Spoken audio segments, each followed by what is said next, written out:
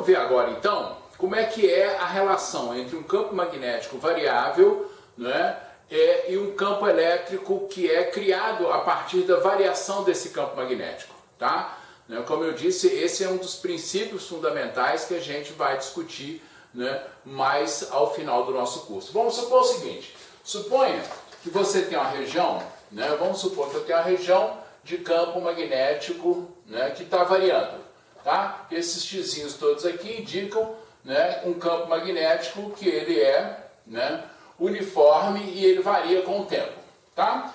Eu botei de propósito ele entrando, né, tá? Para ficar talvez mais fácil discutir a geometria. Eu vou discutir uma geometria muito simples, a equação que eu vou obter é uma equação geral do eletromagnetismo, né? Mas eu vou discutir nessa geometria simples. Imagina, né, imagina que eu tenho agora, né, uma espira, eu vou desenhar aqui uma espira, eu tenho uma espira circular que está nesse campo magnético, tá certo? Se eu tenho uma espira circular nesse campo magnético, né, uma espira, por exemplo, de raio R, eu tenho essa espira nesse campo magnético, vamos olhar essa espira e vamos imaginar que eu tenho só uma carga nessa espira, tá? Vamos olhar individualmente uma carga de prova que foi colocada ali, né, e vamos ver o que acontece. Olha, se eu tenho esse campo variando, tá certo? Vamos supor que esse campo está aumentando. Se esse campo está aumentando, né, lembra, tá certo?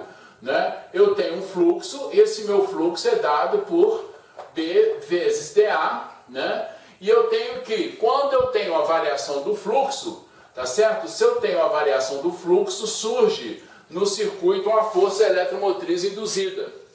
Essa força eletromotriz, lembrando a lei de Lenz, essa força eletromotriz, ela busca contrapor-se ao efeito que está acontecendo. Qual é o efeito? Se esse campo está aumentando, né, se esse campo está aumentando, o fluxo através dessa espira está aumentando. Tá? Se o fluxo através dessa espira está aumentando, o campo que é criado é um campo que se contrapõe a esse efeito, ou seja, ele tenta diminuir o fluxo.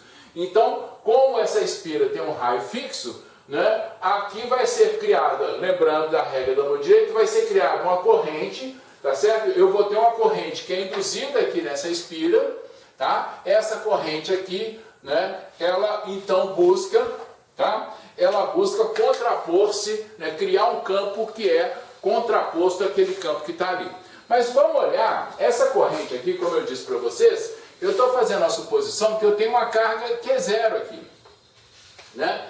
Eu tenho uma carga Q0 e se essa carga está se deslocando nessa espira, é porque sobre ela age um campo elétrico.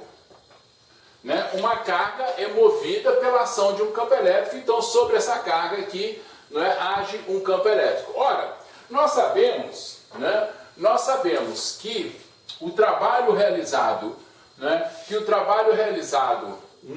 numa carga, tá certo? Ele é basicamente Q0 vezes a força eletromotriz que é induzida aqui. Mas, por outro lado, a gente lembra lá da aula de mecânica que o trabalho ele também pode ser escrito como sendo a integral de F escalar ds sobre, não é, integral essa feita sobre um determinado caminho. Lembra? Né? Força vezes deslocamento sobre um determinado caminho. Tá? O que eu vou fazer aqui é basicamente igualar essas duas expressões. Né? F escalar ds eu posso escrever como sendo Q0 integral de E escalar ds. Tá? E eu posso dizer que isso aqui, que esse trabalho é igual a isso aqui. Então, se eu igualar essas duas expressões, eu posso escrever que E escalar ds é igual a epsilon, tá certo? Que é dφ sobre dt. Então, com isso aqui, tá certo? Com isso aqui eu estou mostrando para vocês o seguinte. Se eu tenho um campo que está variando com o tempo, e depois eu vou poder, porque aqui eu estou fazendo essa integral ao longo do caminho, né? E aqui eu estou calculando o fluxo através desse caminho. Né? Então eu posso botar esse fluxo aqui em função de B escalar dA, tá certo? Mas nesse momento, tá, o que interessa para a gente é um fluxo, um campo magnético. Nesse caso aqui, nesse exemplo simples que eu usei, a área não está mudando. Né? Quem está mudando com o tempo aqui é o campo magnético. Então o campo magnético, tá certo? Variando com o tempo, não é? Ele vai produzir um campo elétrico naquela região do espaço, tá? Então isso aqui tem um impacto muito grande posteriormente, né? Como nós vamos ver, como eu disse já no final do curso, né? Que isso aqui vai estar ligado, né? Vai ser a base para a gente estudar a propagação de ondas eletromagnéticas, tá? Vamos passar agora para um próximo tópico desse nosso curso, né? Onde então nós vamos introduzir o conceito de indutância. Nós estamos falando do campo magnético, né? E nós agora vamos então introduzir o conceito de indutância e vamos introduzir mais um componente dos circuitos elétricos, que são os indutores, tá?